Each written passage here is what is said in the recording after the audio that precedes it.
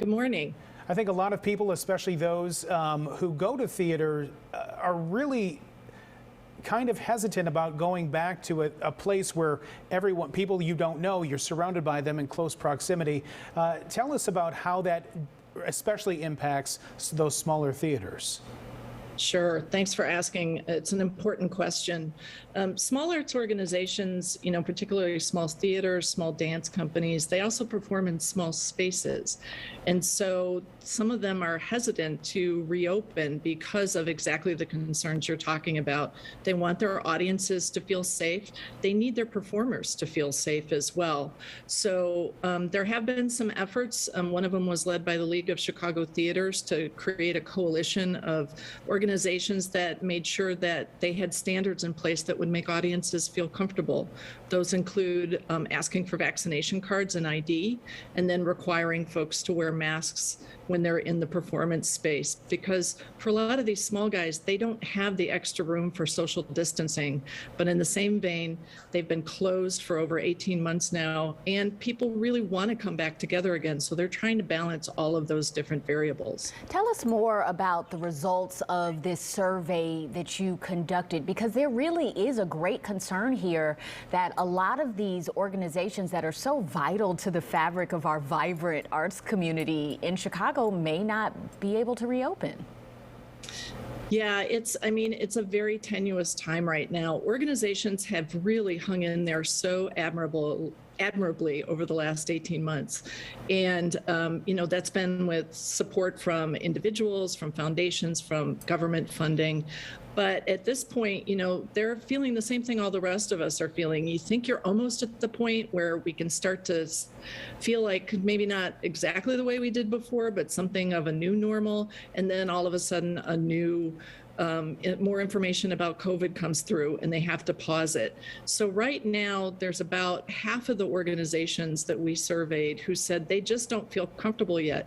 But at the same vein, they have things like rent for their theaters that they have to pay. They also want to make sure that they're continuing to support their artists. It's a real pressure point right now. And you're exactly right. These are the organizations that are based in neighborhoods and communities. They're really a vital part of the fabric of Chicago. And so, we want to do everything we possibly can to make sure that they make it through, just like we want all of the rest of us to make it through this. This must have changed kind of the mission of the Donnelly Foundation as well. I imagine you were always in support of these smaller arts groups, and now that they are really in need of your support, that's placed a different focus for you. The thing you have to do, like all of the organizations, is just be really flexible. We've done things like we've always been a general operating funder, which means we give the money and the groups decide how to spend it.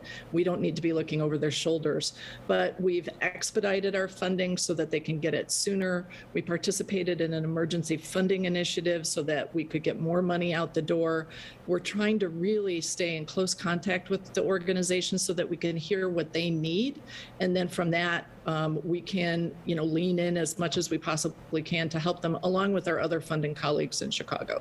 And often there's so much attention focused on the larger organizations, the legacy organizations. What can all of us do to support these smaller organizations, especially those that haven't returned to live theater yet? Yeah, that's a great question. And especially because these smaller organizations are the organizations where the talent develops that ultimately ends up at those legacy organizations. So, if you feel comfortable going out to performances and knowing that there are good measures in place, please return to going to performances. You might want to consider, as the holiday season is coming up, either making a donation or buying a subscription to one of your favorite neighborhood organizations. All of this helps to keep the organizations moving forward so that they'll be there when ultimately we all get to go back and feel perfectly comfortable and really happy to be back in the seats. All right, Ellen, thank you so much for joining us this Saturday. Do appreciate it. For more information on the Gaylord and Dorothy Donnelly Foundation, you can check out the website there on your screen. It's gddf.org.